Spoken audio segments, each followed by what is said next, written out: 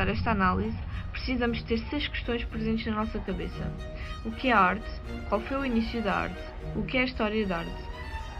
O que são noção e conceitos de arte? Quais são as suas diferenças e como são moldados ao longo do tempo? Qual é o estatuto de obra de arte, ou seja, perceber como é que uma certa representação ou objeto ganham esse valor estético? E por fim, quais são os métodos corretos para analisar uma obra de arte e que passos estas percorrem?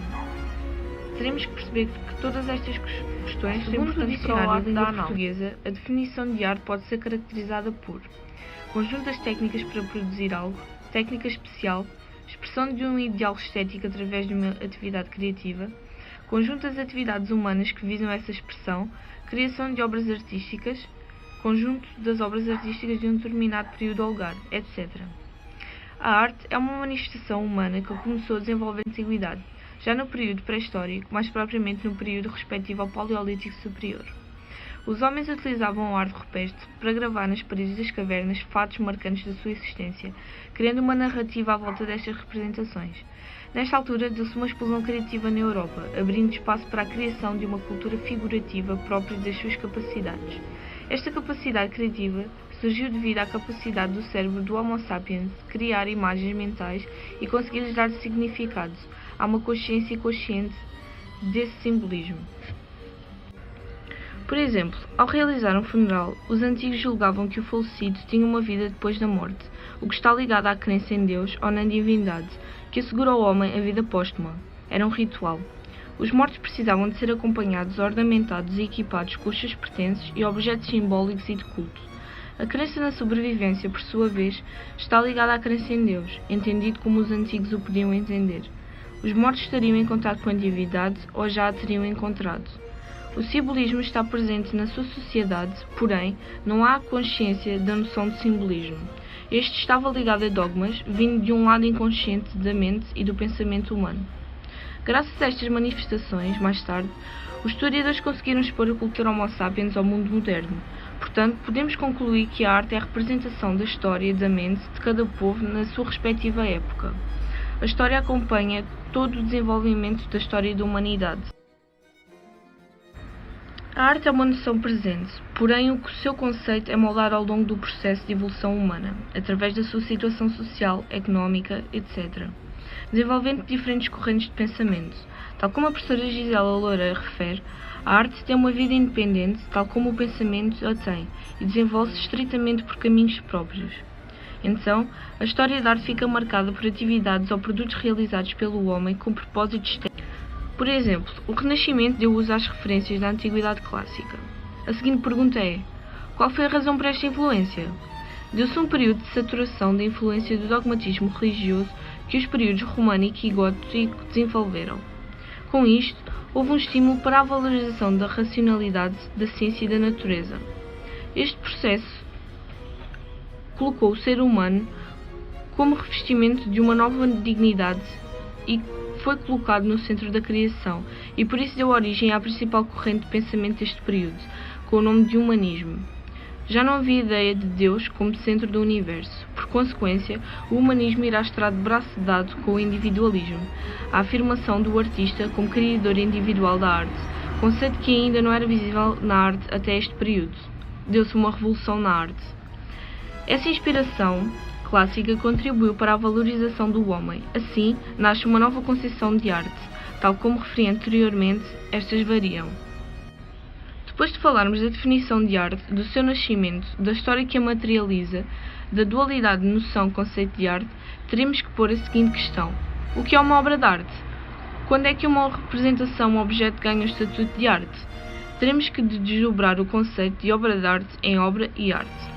A coisa produzida pelo homem recebe o nome de obra. O termo é usado para mencionar qualquer criação material, como uma obra de artesanato, um produto industrial, e produção intelectual, um conto, uma canção, etc. Já vimos anteriormente qual era a noção de arte.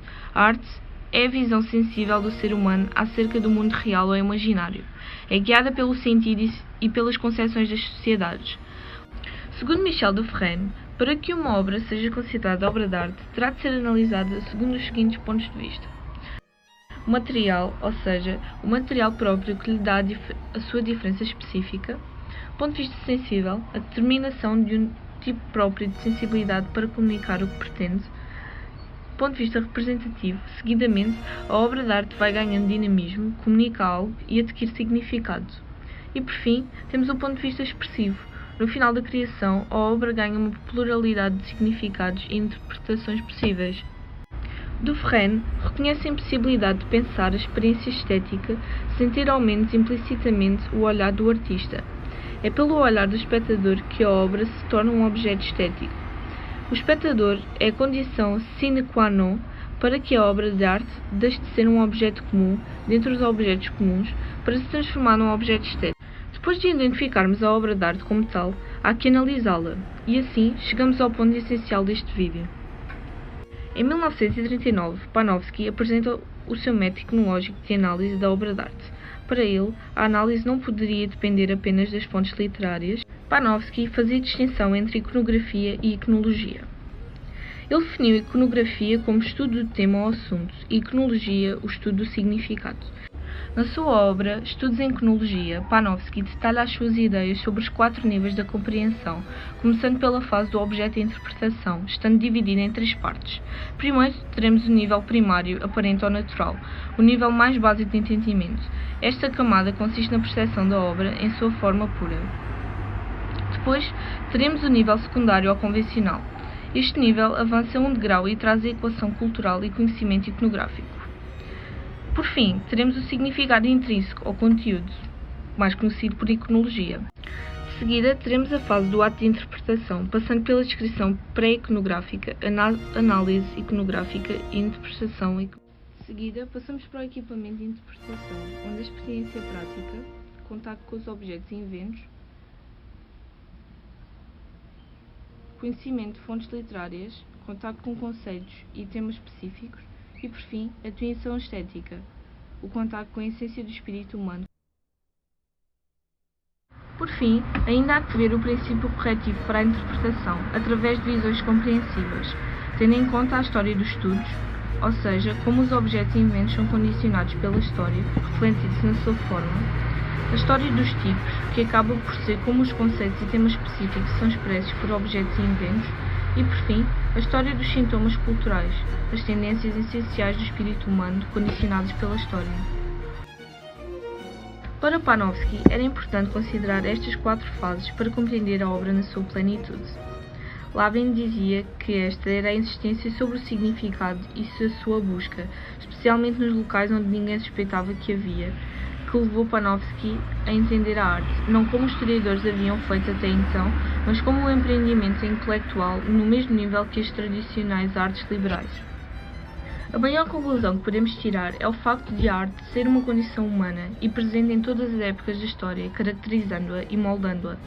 Contudo, olhando do presente para o passado, só podemos entender a história das correntes e das sociedades ao longo dos anos se fizermos uma análise correta da obra, tornando-a clara, ainda a raiz e a condição da sua origem.